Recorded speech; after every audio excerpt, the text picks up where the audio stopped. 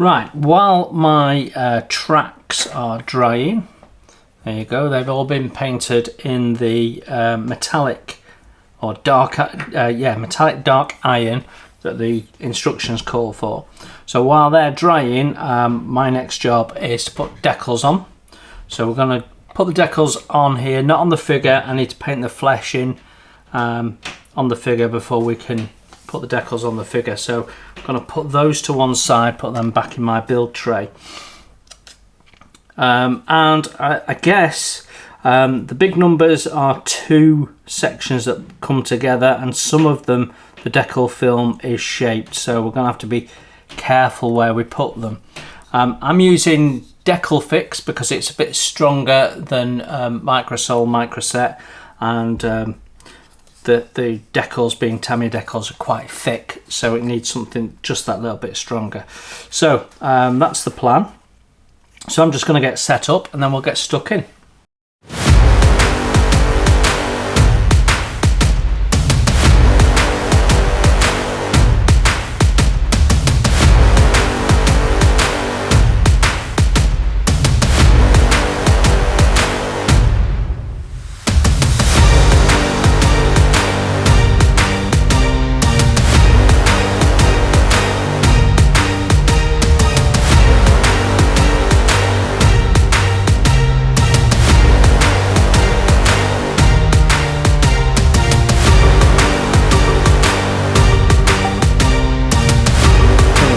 First decal to go on is this number 10, which is going to go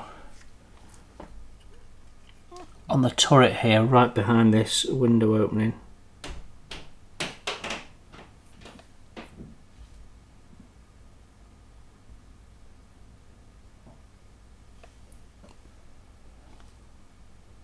I just need to get that a bit closer, I think.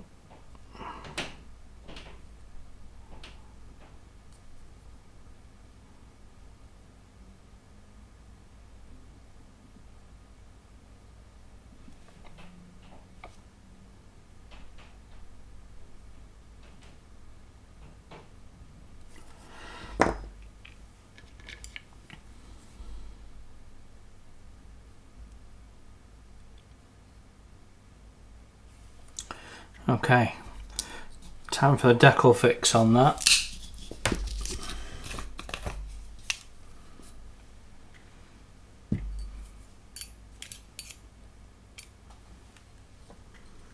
So we're just going to give it a bit of a soak. Make sure that the decal fix is getting underneath.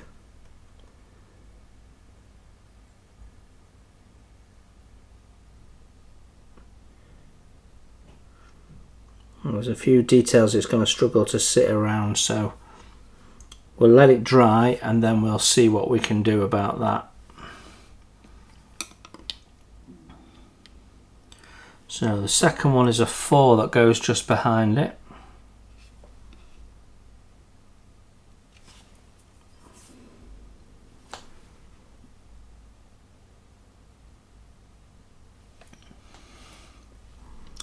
And that needs to sit over the vision port.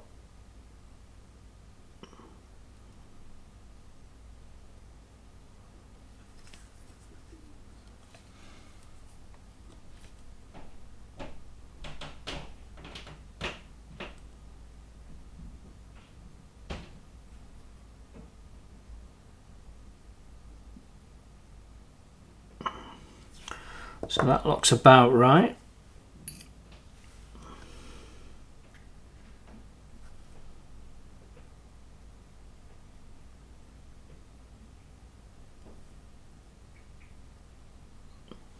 We'll just have to see how that settles, but I suspect it won't settle too well, and we'll have to do a little bit of surgery to get it down. Right, let's get some more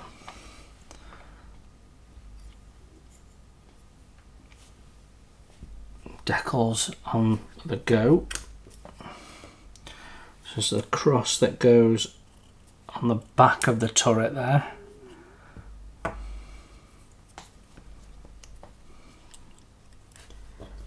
Always cut the number off, you don't want that floating onto your decal.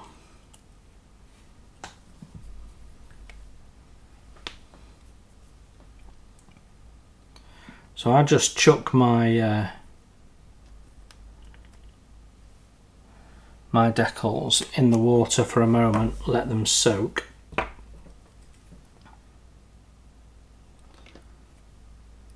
then pull them out. Then there is a cross that goes on the front glacis plate.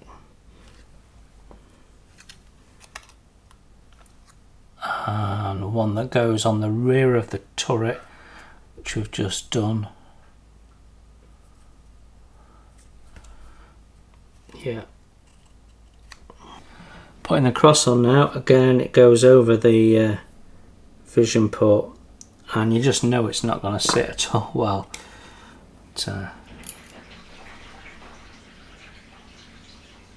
Just flood it with Decal Fix and see what happens. Let it naturally dry.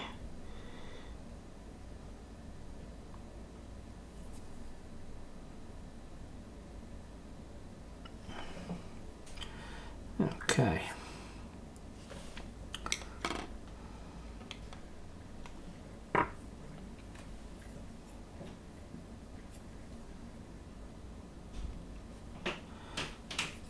And we've got this cross that goes on the back of the turret. Most of the decals are on the turret.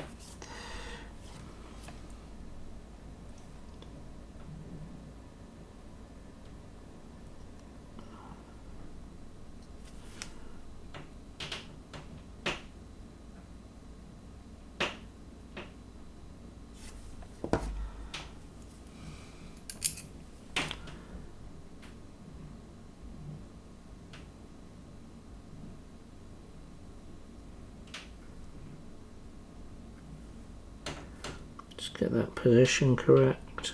Oh, managed to lift the decal off with my finger. Didn't want to do that.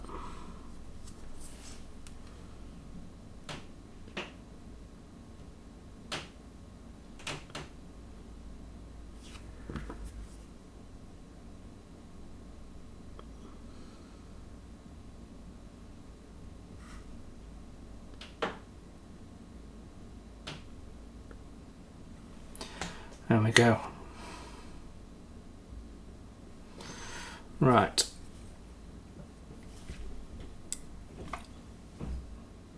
You get an idea what I'm doing. I'm going to crack on. Okay, I have mixed dark grey and white. I would say it was about 60-40, 60% white. And what we're going to do is we're going to paint the paving stones and the edging stones there in this grey. I'm going to basically try and dry brush this on. So that's my plan, and see how that comes out. So if I don't like it, we can just paint it and then dry brush it with a different colour.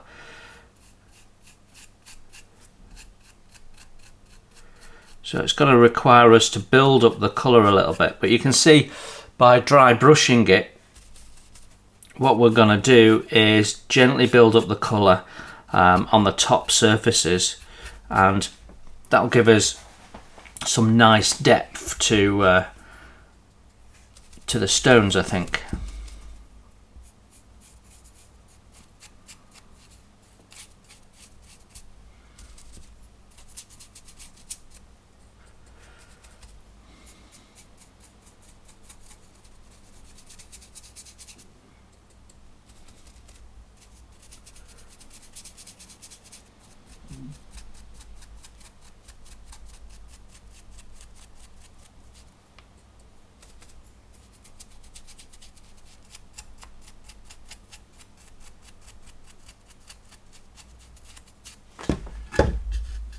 Okay, so that doesn't look too bad on the sides there. I'm quite happy with that. So let's carry on the top.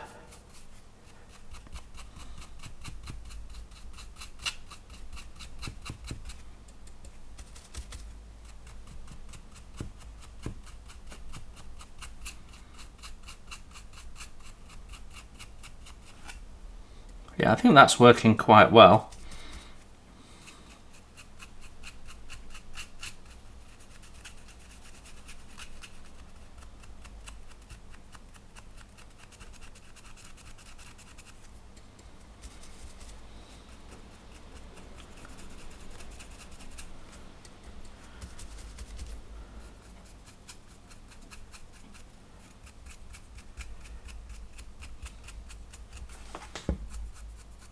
Going in multiple directions, just make sure that we've cut all the high spots.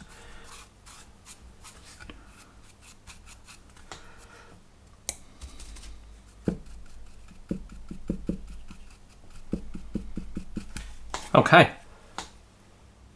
Now that looks a bit darker on camera than I'm seeing here.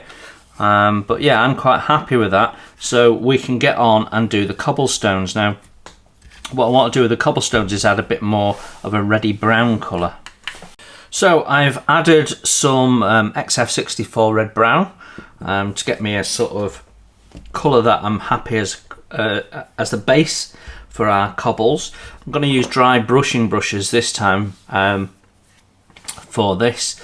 We've got a big area to go, and then we've got a small area I want a bit of precision, so plenty to go at. We're going to start with the smaller brush and use the same process to do these cobbled stones.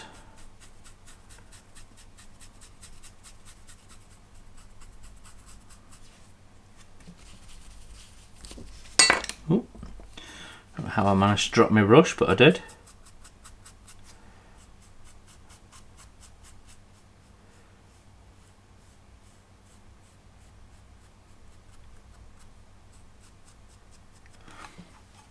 So there we go, that gives us that. I'm going to continue using the small brush while we just do along the edge of the curbstones there.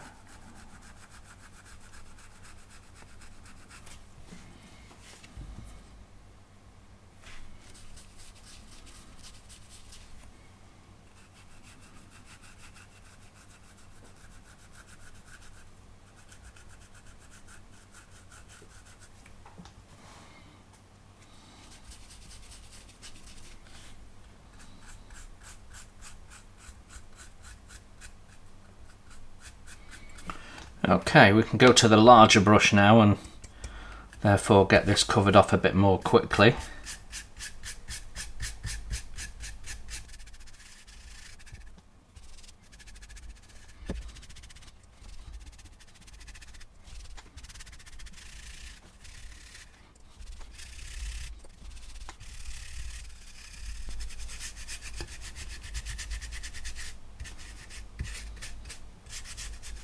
Okay, that gives us our base colours there. So what we're going to do now is we're just going to change things up a little bit. So we're going to put a small amount of red into the mix.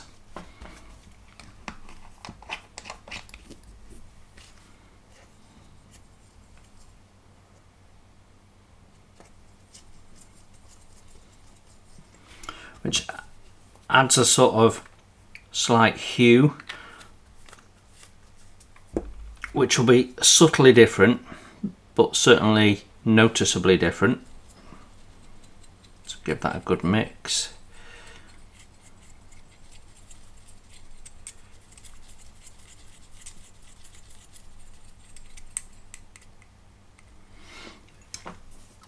Okay, and you can see as a comparison there, there's quite a difference.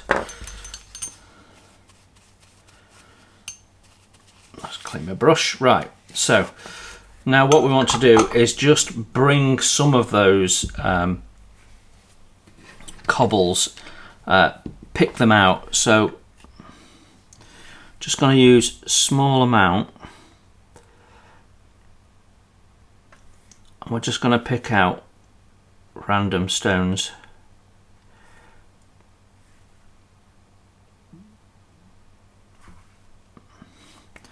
And we're absolutely keeping it random. It can sometimes be hard to do random. Now, some of you will have seen me doing the cobbles like this before.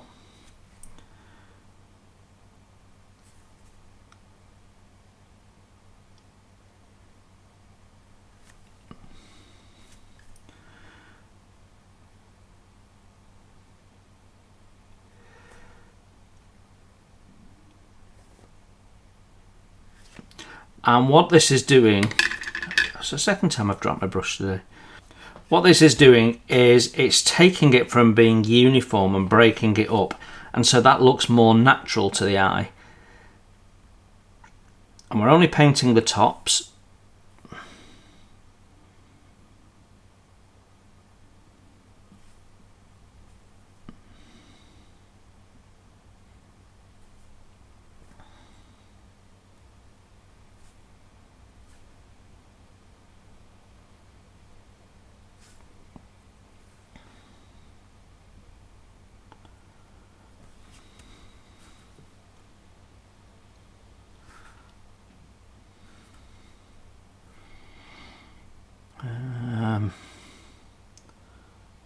Feeling that one. You just sort of go with the flow. See what happens.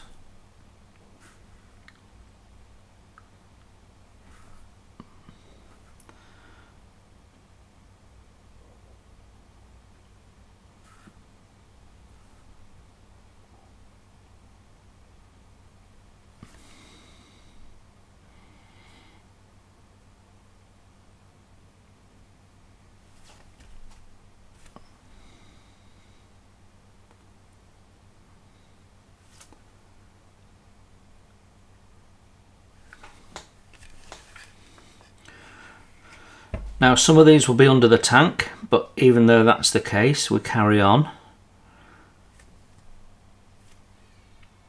Because you don't know what's going to be visible at different angles under that tank.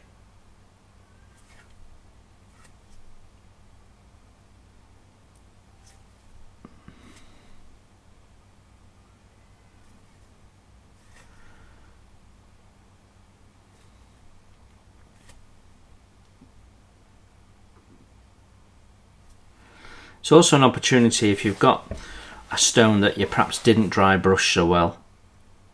It's also an opportunity to revisit that.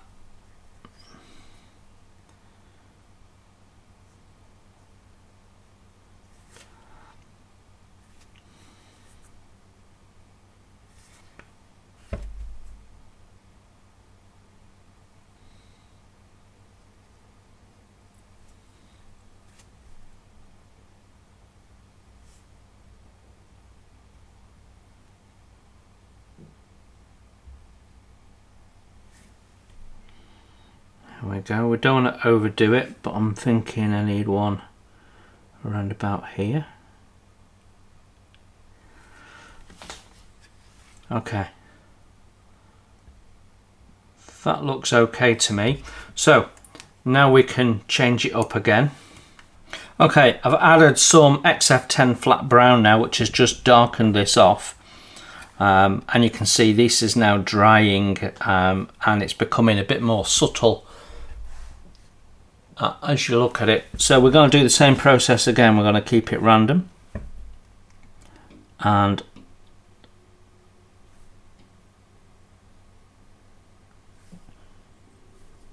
just go with the flow once again.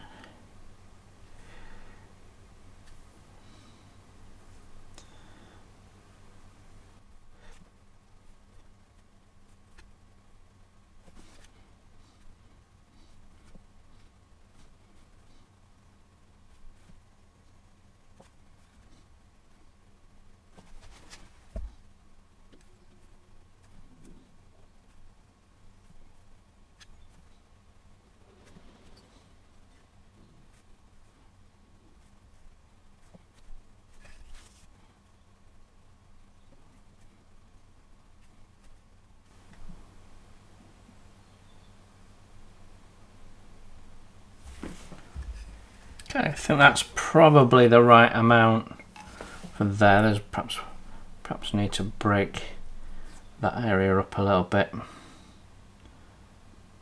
There we go.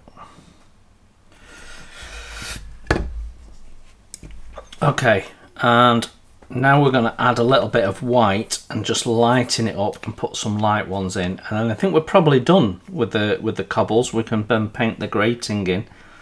So let me just take a little dribble of white.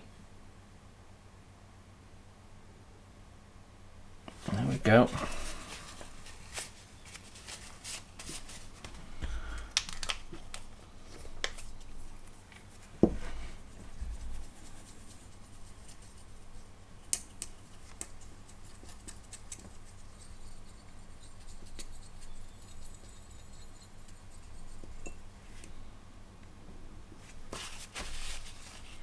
Right, and we're ready to put that down now.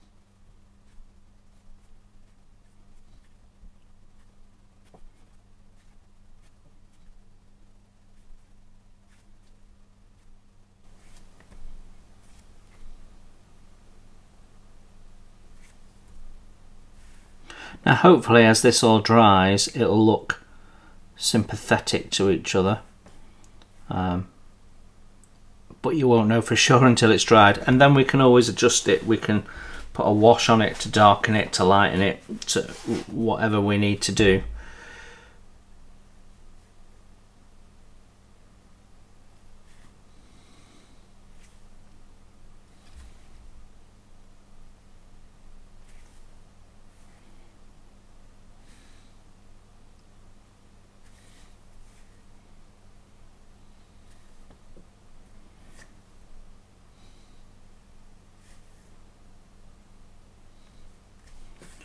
It's looking quite good to me now. I think we can probably stop there. So I'm just looking for any areas where it looks like there's a big patch that's not been broken up.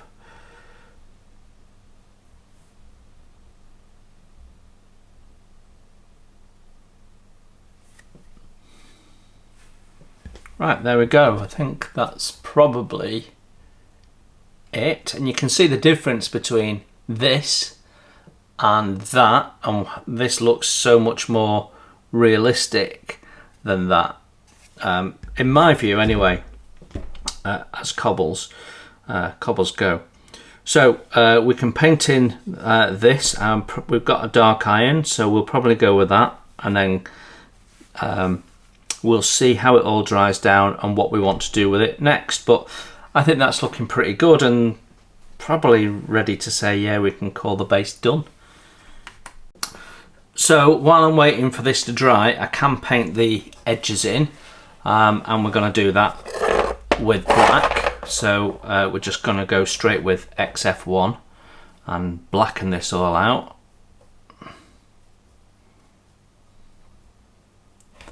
Just have to be careful when we get to the edges that we don't put any paint on the top surface.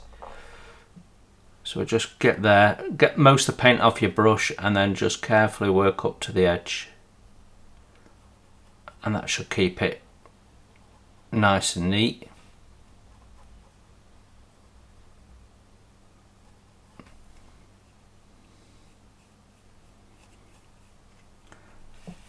Inevitably it's going to need 2 coats to get a nice even coverage. The other thing you could do is use cartridge paper and just back it off. I've done that before now, black cartridge paper.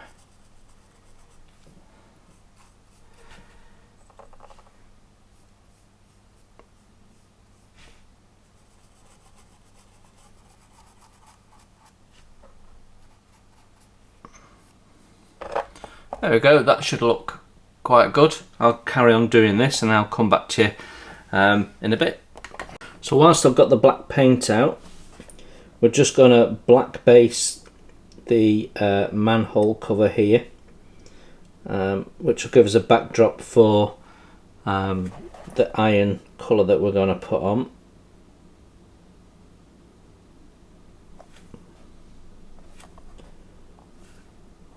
And again, we should be able to dry brush the iron on, and so we'll use the black backdrop to give some depth to that colour as well.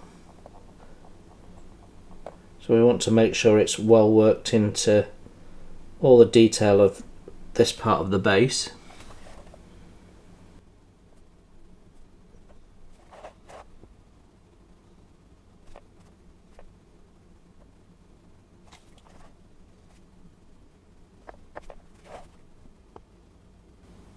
Just being very careful that we don't go over the edge, because if we go over the edge we've then got to touch up, and that means touching up the stonework we've done will be very, very, very difficult indeed.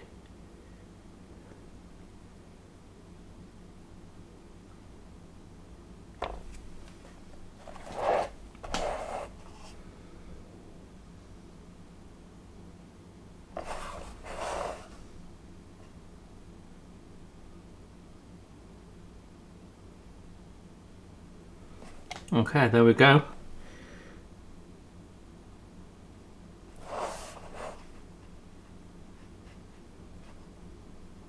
I think that will do for that, so we can let that all dry off. We can put that to one side, and I think the next task on our tank is tracks. I'm still in the process of setting the decals down, so we might have a look at that again as well. So coming off from here we have the individual tracks. It's easier to work on the drive sprocket first. So I put that first track in, make sure it's nice and square and sitting correctly, and then we can just glue that into place.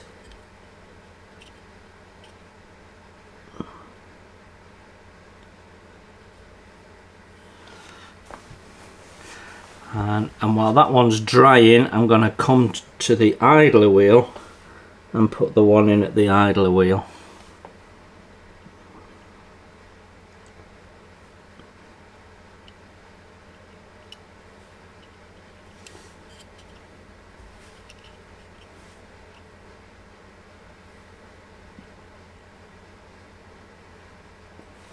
There we go.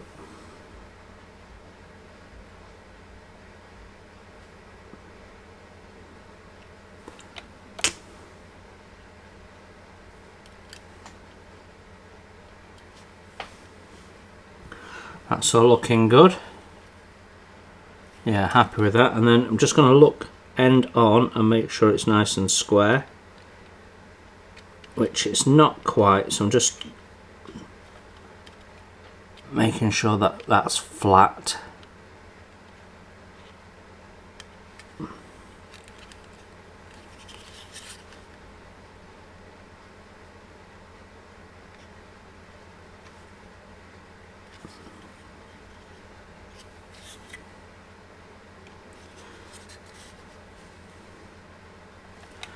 Okay, it's not sitting very well, so I'm just gonna help it out a little bit and put a little clip in. It says, oh, it's not quite wide enough. Peg should do it.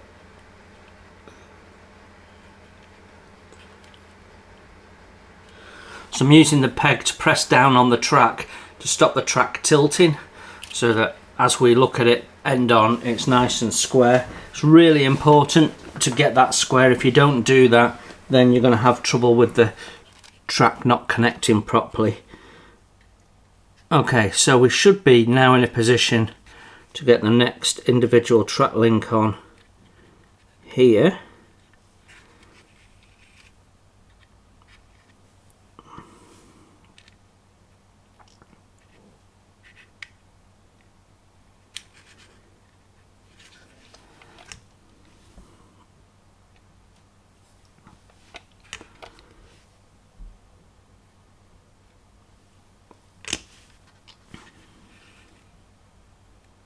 There we go. Just pushing that back, making sure it's connecting at this point at the back of the... You obviously have a bit of wriggle room, so you want it to be seated properly, with the tooth right at the hard front, because it's as it's driving it. Okay, once that's had a moment, we can then put the next one on.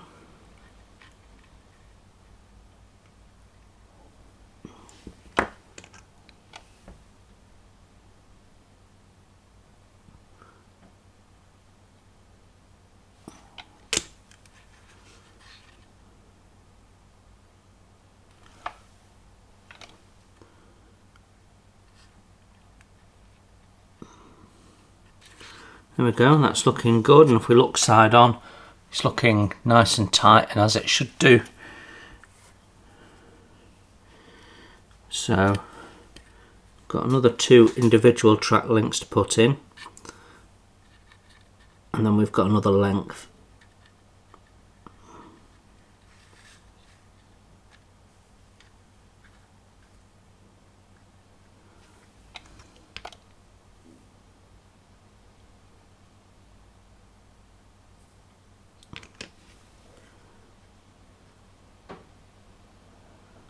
Just gently coax that into place.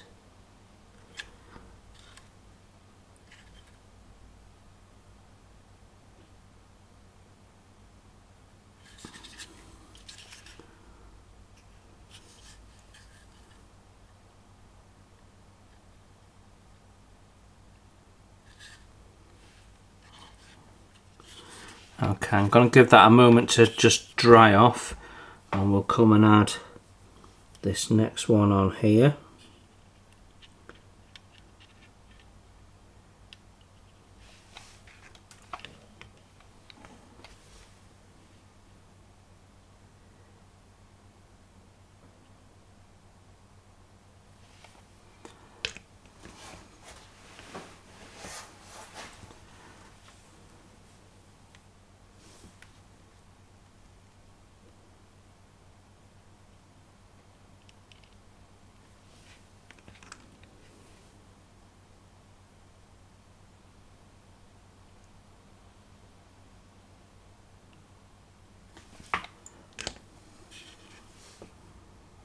It's looking good.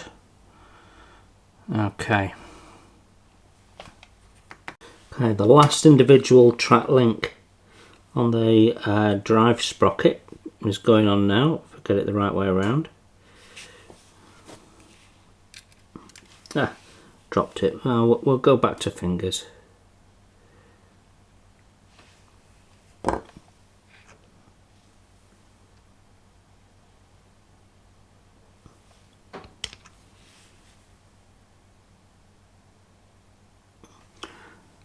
As with the others, it needs just a little bit of positioning before the glue dries.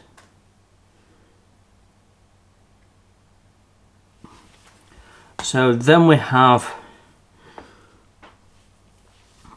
a length that goes in from there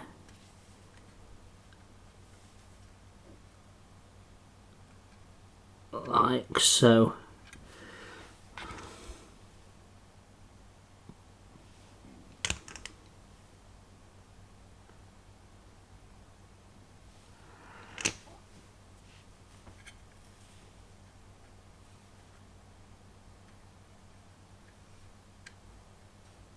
Now this is where it gets interesting, because we've got to make the track look natural.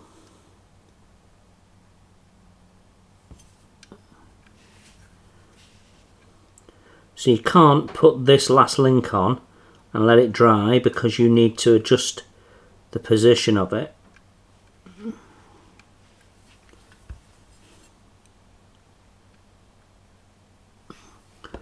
So it's a little bit faffy.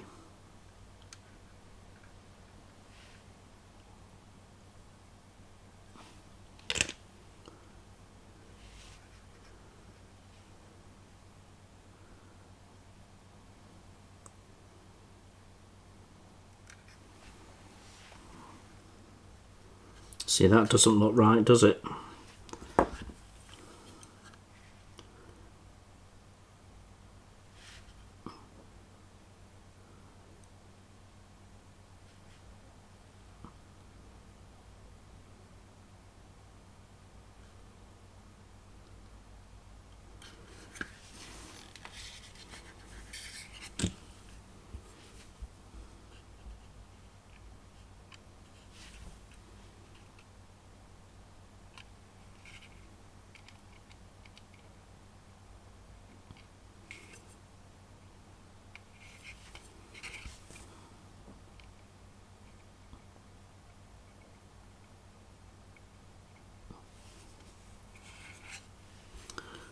That looks about right to me, so I'm just going to let that harden a little bit.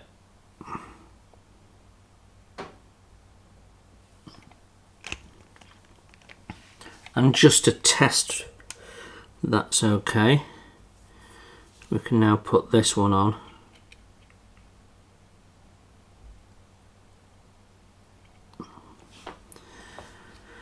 And then we've got a Lincoln length at the back.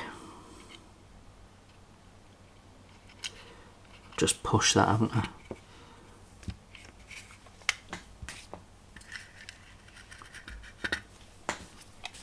Well, that's the tracks on. They're more fiddly than they perhaps should be. The length on these two sections here should be a bit longer, so it comes around a little bit and it's easier to place, because it's terminating right where the track is leaving the wheel. It's a stupid place to put the connection. So whoever designed this didn't think through the Lincoln length particularly well. They have been the most difficult Lincoln length tracks I've ever worked with. So yeah, so far that's the worst experience of this kit, trying to get the tracks on. I mean, they do fit and what have you, but if they just move the connectors up a little bit onto the wheels a little bit better, rather than having, you've got one link here where it's just leaving the track and the other link here where it's just joining the track. There isn't enough purchase for that little piece, and it's the same with this one here. So a lot of delicate work. Right, I'm going to get the other track on. Well, I have no idea what has happened.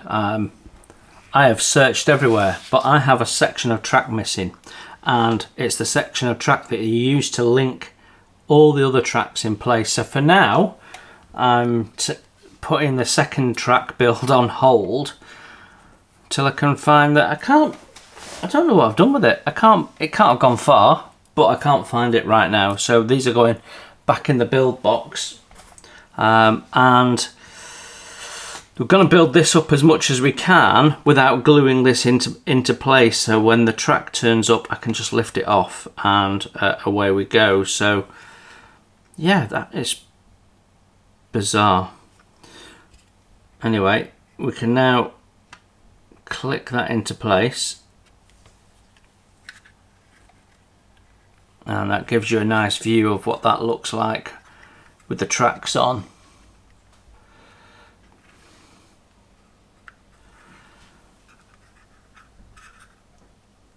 Okay, but we can't glue this into place just yet, so we're going to build up as much as I can, and then if I can't find the track, we'll build the lower bit of track and track links, which means it'll just be the section under the fender that won't be there.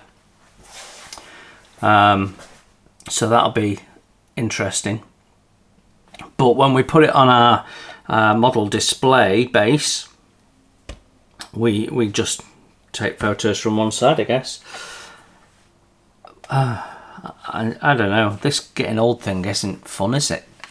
Well, I have looked everywhere. I've got to say, I cannot find this bit of missing track. It's the largest bit I've ever lost to the carpet monster. I don't even have a carpet.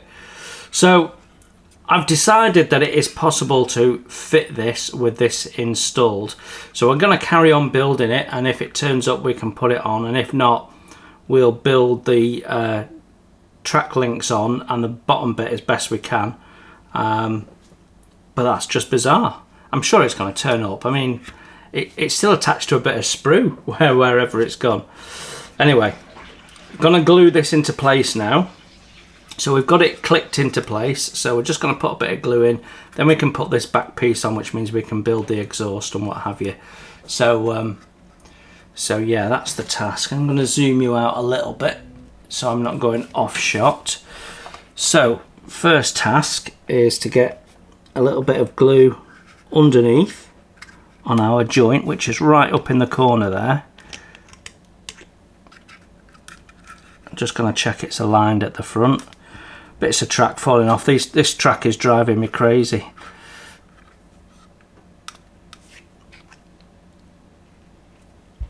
So the tiniest amount of glue just going in underneath those two towing hooks.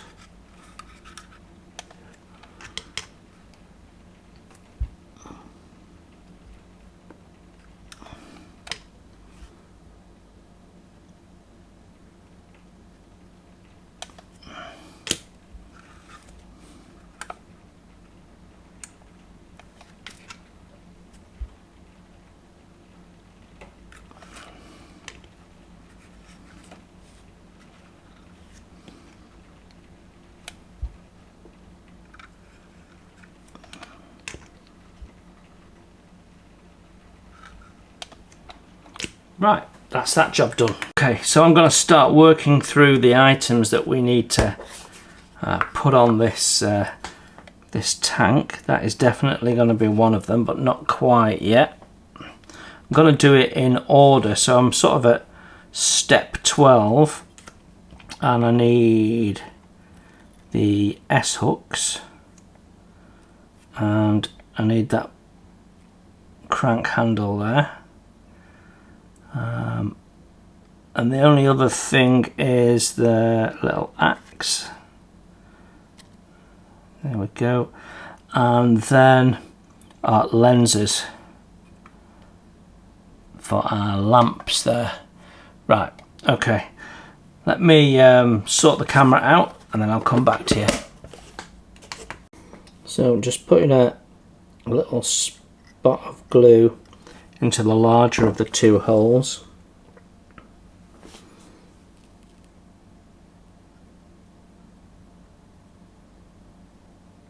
There we go, that's gone down nicely. Then we've got this going in here, so just going to test fit.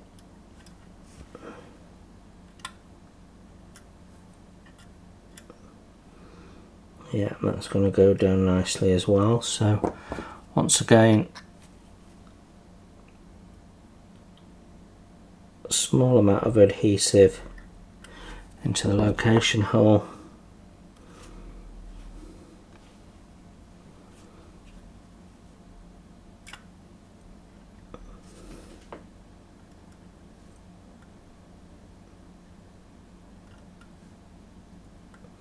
There we go, make sure that's sat down properly.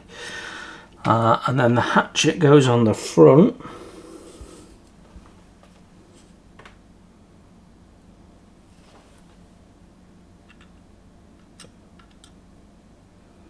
Oh, that's interesting.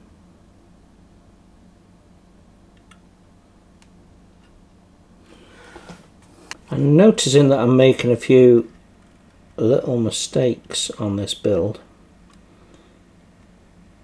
Why that is, I am not quite sure, but I installed a lamp where that axe should go, which I don't see is actually called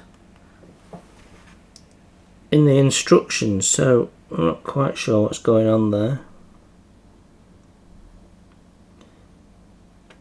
Maybe I've missed drilling a hole or something. But yeah, I have managed to lose another piece of track though, so as they're dropping off I'm going around and CAing them back on because it's getting so annoying.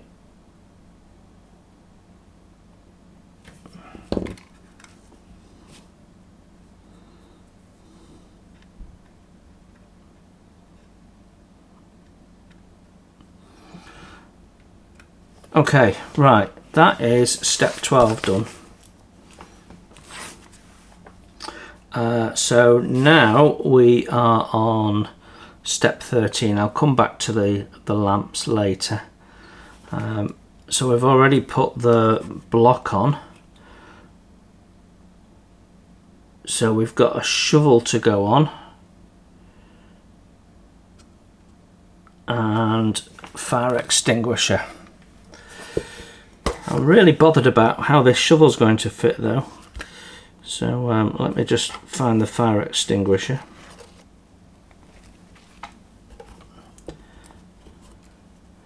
Because it looks like it's going over the top of the axe.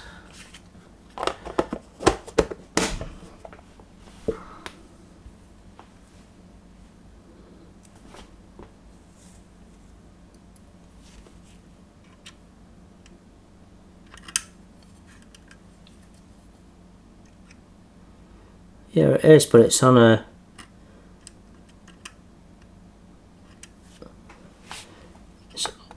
elevated bracket, so that is correct.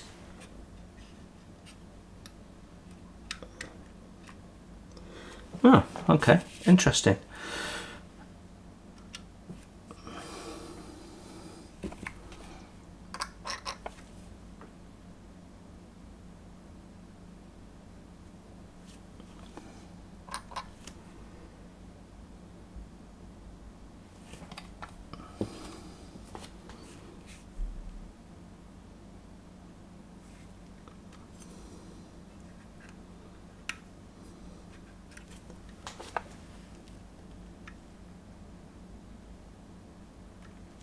Well, it goes in. Just got to hold it in place for a sec, I think.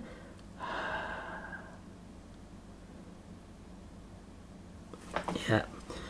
Okay, and then we can test fit the fire extinguisher. Yeah, that goes down okay.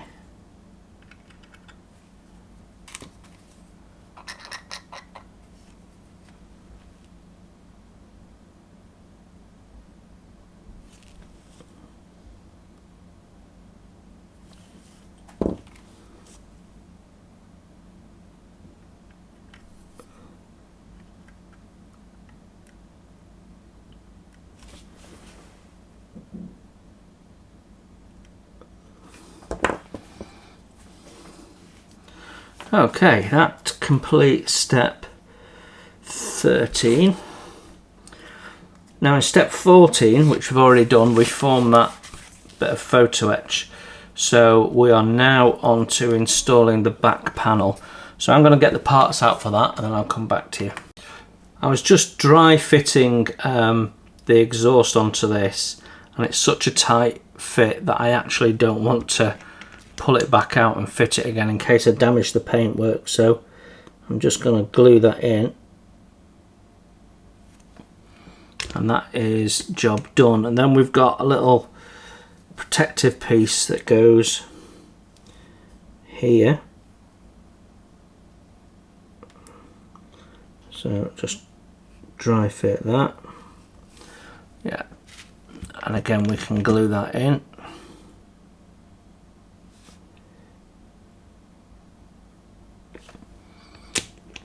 Like so. Then the next step is to put the mesh in. So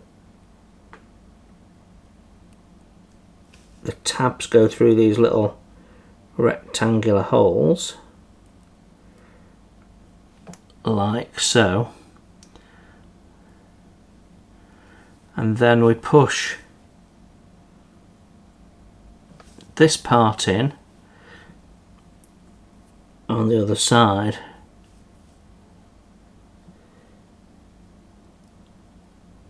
which closes up the holes and sort of holds it in place, and then we crimp it. Classic bit of Tamiya over engineering, really.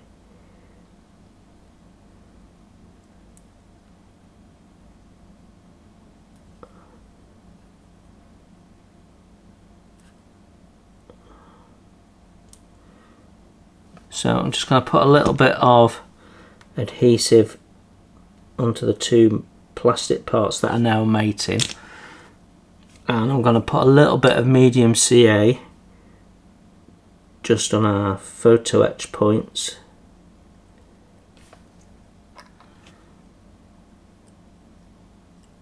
which is definitely belt and braces, but I mean, doesn't that look good? So we can now glue that into place. So exhaust sticks out that way.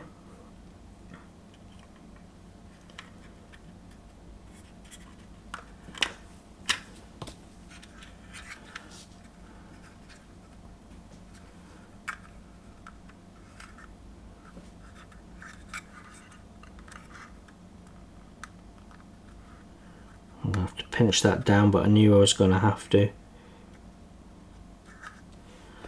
Right.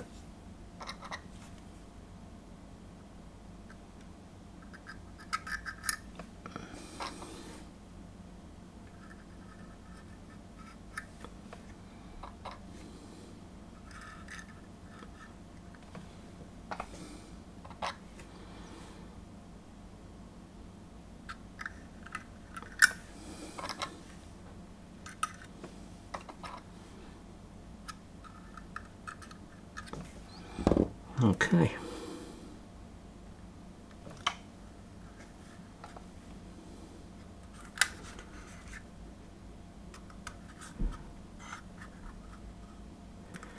Just hold that down there. So use some CA to hold this in because it needs a little bit of strength and it'll bond just that bit quicker. I may have to clamp that by the looks of it.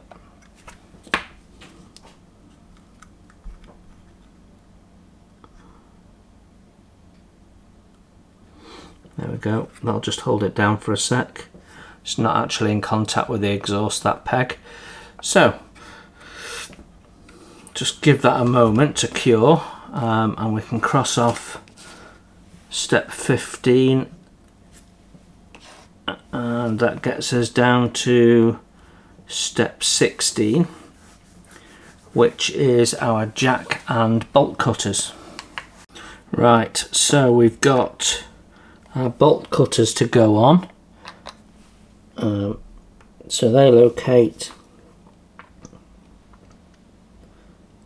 on the side of the jack, and then it's actually the bolt cutters that's being used as the location point on the tank primarily.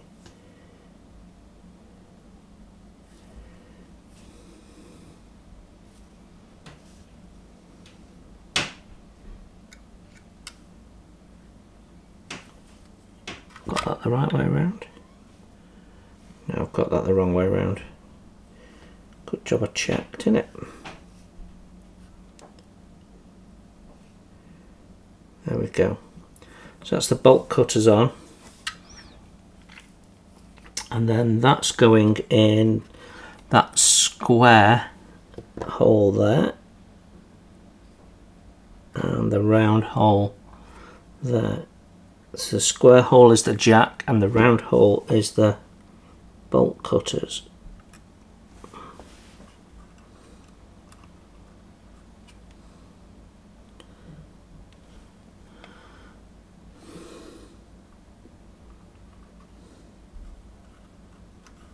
There we go.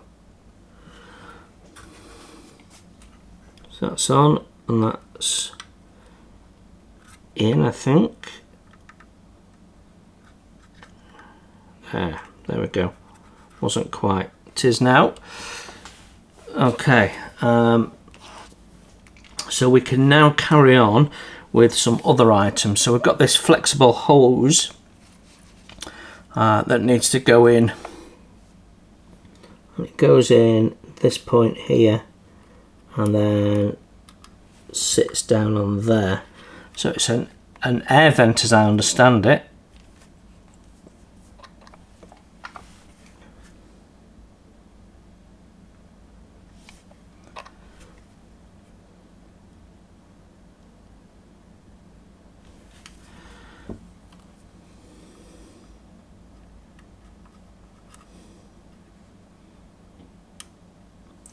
So that sits nicely. So air vent has gone in, that's this flexible hose. And we've got the jack in place. So the next thing is this little bar, which is this one here, and just get the orientation right. So I think this long one goes in there, and then there's a shorter one that's going there, like so. So they fit okay, so we'll get them glued on as well.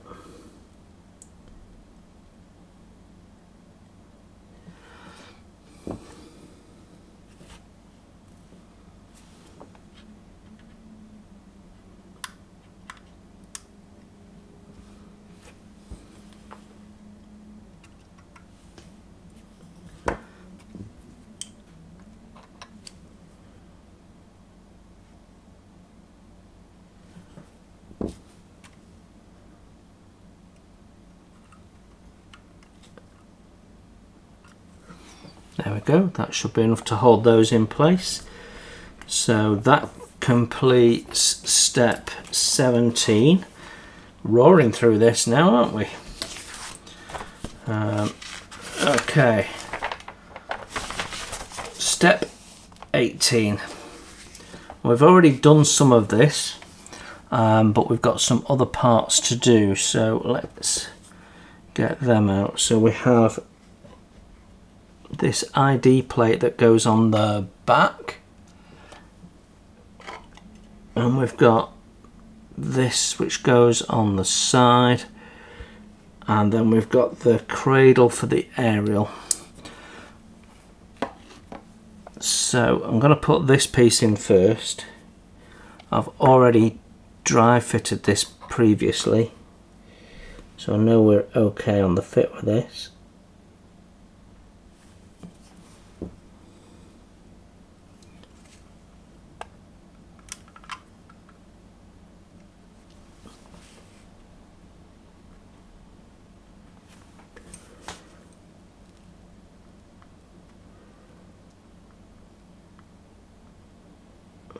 There we go, that's all good. Then we can put this in.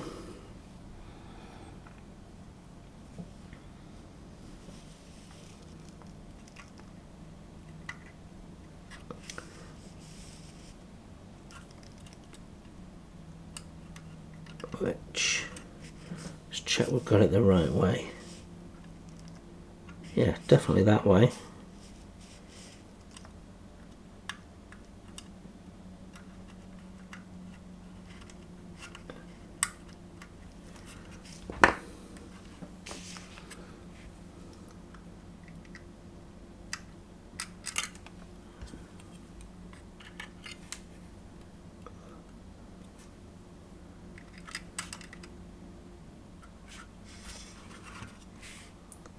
The fit of this part is nowhere near as positive.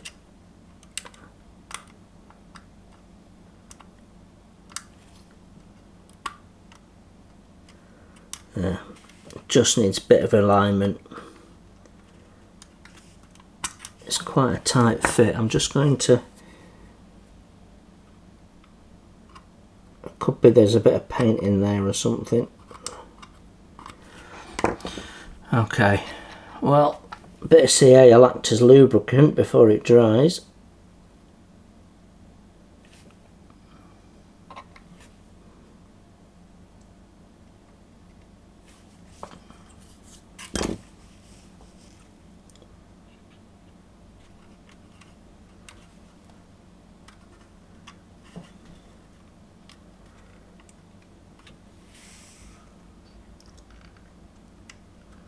There we go, that's looking good, happy with that. Okay, and then this goes on the back here.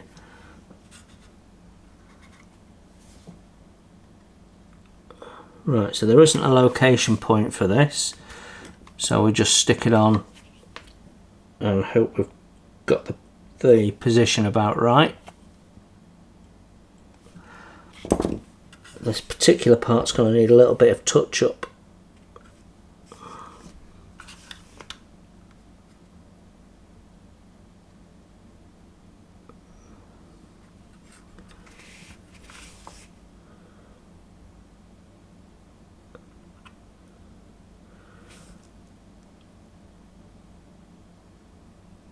The trick is to have a little gap between the sign and the body of the tank.